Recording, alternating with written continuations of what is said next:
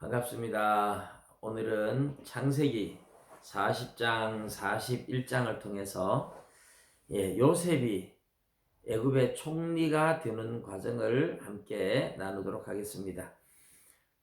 요셉은 이제 감옥에 들어갔는데 누명을 쓰고 감옥에 들어갔죠. 그런데 바로 왕의 두 신하가 감옥으로 들어왔습니다. 떡 맡은 관원장, 술 맡은 관원장 두 사람이 들어왔어요.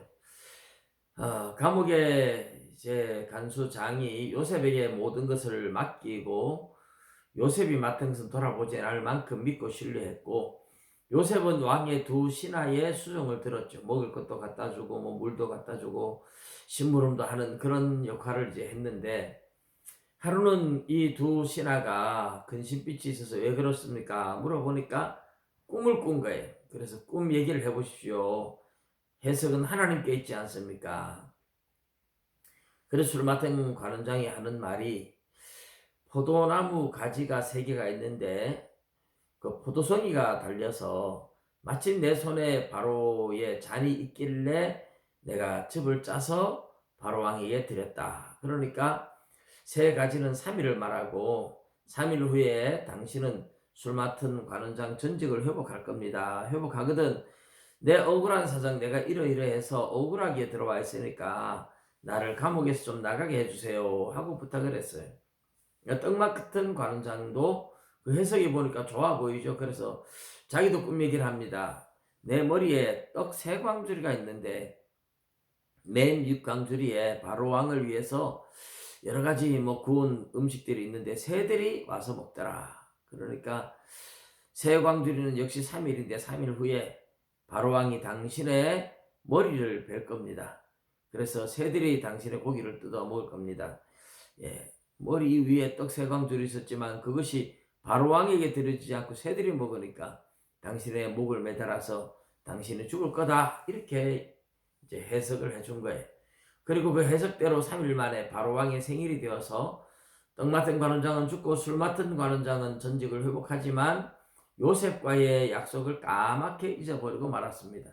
물론 이것도 하나님의 섭리라고 볼 수 있죠. 그리고 만 2년이 지나서 3년이 되어서 바로왕이 이번에는 꿈을 꾸었어요. 그런데 꿈을 해석해 줄 사람이 아무도 없을 때 술 맡은 관원장이 요셉이 생각나서 왕에게 이야기를 합니다. 그래서 요셉이 얼른 뭐 사람들이 불러내겠죠. 수염을 깎고 옷을 입히고 죄수의 의복 벗기고 이제 새 옷 입혀가지고 가니까 꿈 얘기를 하는 거예요.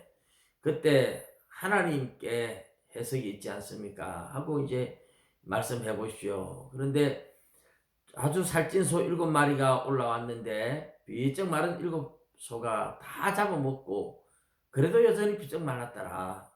그 다음에 또 깼다가 다시 잠을 자는데 아주 이삭 7이 살이 통통하게 찐 충실한 7 이삭이 올라왔는데 비쩍 마른 7 이삭이 또 나와가지고 그걸 다 잡아먹었는데 여전히 비쩍 말랐더라. 그런 얘기를 하죠. 그때 이제 요셉이 해석해 주기를, 하나님께서 세상에 행할 일을 왕이시니까 왕에게 미리 알려준 겁니다. 그러면서 7암소, 7살찐 소, 7살찐 이삭은 7년 풍년을 말하고 비석 마른 소나 마른 이삭은 7년 흉년을 말한다. 그러면서 앞으로 풍년이 7년 동안 들겠지만 흉년이 오면 그 풍년을 기억할 수 없고 다 세상에 사망이 올 테니까 지혜로운 사람을 빨리 택해서 이 풍년 때 곡식을 모아가지고 흉년 때 사람을 살리십시오 하고 이야기를 하죠. 근데 왕이 너처럼 신의 지혜가 있는 사람이 또 어디 있겠느냐 그러면서 요셉을 그 자리에서 총리로 임명을 해버립니다. 왕의 인장 반지까지 빼어주면서 내가 너보다 높은 것은 이 왕의 자리뿐이다. 그래서 총리로 세우죠.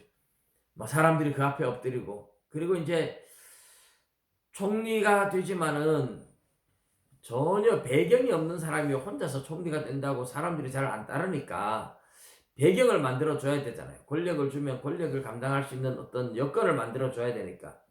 그래서 제사장 보디베라의 딸과 결혼을 시킵니다.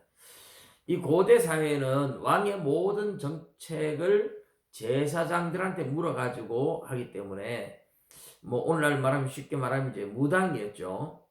우리나라 주목 영화에도 나오듯이. 그래서 이런 제사장이 왕의 모든 정책을 조언하니까 굉장히 막강한 권력을 가진 사람이에요. 그래서 제사장의 그 막강한 권력을 요셉에게 힘을 실어 주어서 그 사위가 되게 만듭니다. 그렇게 해서 요셉이 총리가 되었다 하는 이야기를 하고 있는데, 여러분 이 요셉이 총리되는 과정에서 하나님이 요셉을 훈련시킨 훈련에 대해서 우리가 잠깐 생각을 해보면, 나라의 살림, 큰 살림을 맡아서 보기 전에 하나님은 요셉을 어떻게 훈련을 시켰습니까? 보디발의 집에서, 보디발이 비록 한 가정이지만 왕의 경호실장으로서 큰 부자죠. 나라의 살림을 맡기 전에 큰 부잣집 살림을, 경제를 맡아서 관리를 하면서 경제에 대해서 나름대로 배운 게 있어요. 작은 것이라도 해보고 큰 것을 할 수 있고, 아무것도 안 해보고 하루아침에 총리를 세웠다 그러면 어떻게 해야 될지 모르고 감당하지 못했을 겁니다. 하나님은 요셉을 쓰기 위해서 이렇게 훈련시켰던 거예요. 그리고 또 하나, 성경에 나오지 않지만 요셉은 어려서도 꿈꾸는 자였는데 늘 하나님과 함께 동행하는 삶을 살았다고 볼 수 있죠. 보디발의 아내가 유혹할 때도 하나님 앞에 죄 지을 수 없다 하는 걸 보면 요셉은 늘 하나님을 인식하고 하나님과 동행하는 삶을 살았다, 그렇게 볼 수 있습니다. 그런데 꿈을 해석을 너무 잘하죠. 그 꿈을 해석하는 것도 하루아침에 그냥 뭐 꿈만 들으면 탁탁 해석하고 이런 게 아닙니다. 요셉이 왕의 신하들의 꿈을 해석해 주는 거나 왕의 꿈을 해석해 주기 전에 사실 자기도 많은 꿈을 꾸고 그 꿈이 어떻게 이루어지는지 이런 것들을 수없이 경험을 하고, 또 다른 사람들의 꿈 이야기도 듣고 거기에 대한 통찰력을 하나님이 지혜를 주어서 가르쳐 주고 해서 여러 꿈을 해석하고 해석하면서 꿈을 해석하는 법을 익힌 거예요. 그러니까 겁도 없이 꿈 얘기하면 해석해 주겠다고 말하지, 꿈 해석하는 통찰력을 익히지 못한 사람이 꿈 얘기해 보라고 자기 마음대로 해석할 수 있겠습니까? 그러니까 하나님께서 요셉에게 경제를 관리하는 훈련도 시켰고 꿈을 해석하는 통찰력도 사실은 나오지 않아도, 성경에 기록하지 않아도 훈련을 시켰다. 이런 훈련을 거쳐서 총리가 된 겁니다. 여러분 오늘 우리가 살아가면서 내 직업이 내 마음에 안 들 수도 있고 내 하는 일이 마음에 안 들 수 있어도 어떤 일이든지 최선을 다해 보십시오. 왜냐하면 내가 맡은 그 일이 지금 내가 볼 때는 마음에 안 들어도 하나님은 그 일을 통해서 나에게 뭔가 훈련하고 연단해서 나를 나중에 더 크게 쓰시려고 하나님이 훈련하기 위해서 그렇게 하실 수도 있는 겁니다. 요셉이 가정 경제를 성실하게 감당했는데 나중에 나라의 경제를 맡기지 않습니까? 마찬가지입니다. 하나님께서 저와 여러분에게 어떤 일을 맡기든지 그것이 나중에 하나님이 나를 어떻게 쓰려고 그렇게 하는지 아무도 모릅니다. 그래서 무슨 일이든지 원망과 불평이 아닌 감사하면서 최선을 다해서 그 분야에, 내가 맡은 일이 무엇이든지 그 분야의 전문가가 되십시오. 그러다 보면 하나님께서 귀하게 쓰실 날이 오는 것을 믿고 최선을 다하시기를 주님의 이름으로 축복합니다. 감사합니다.